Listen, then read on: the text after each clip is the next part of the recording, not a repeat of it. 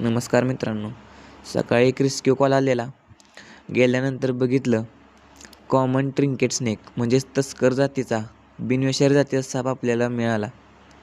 मित्रांनो, अतिशय सुंदर असा दिसणारा साप. पूर्णपणे बिनविषारी आहे मित्रांनो हा साप. सेमी आर्बोरियल असतो मित्रांनो हा झाडावर आणि जमिनीवर दोन्ही ठिकाणी राहतो.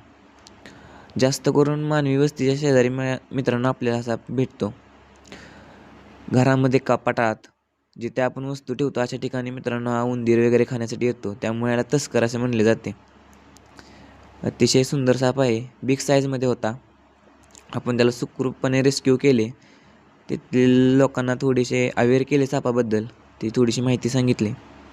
बघू शकता मित्रांनो, बिग साईजमध्ये साप आहे हा.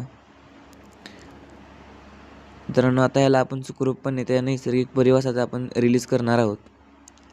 तर मित्रांनो, तुमच्या घराच्या शेजारी कधी अशा कोणत्याही प्रकारचे साप दिसून आल्यास त्याला पकडण्याचे किंवा हाताळण्याचे कोणत्याही प्रकारच्या तुम्ही धाडस करू नका.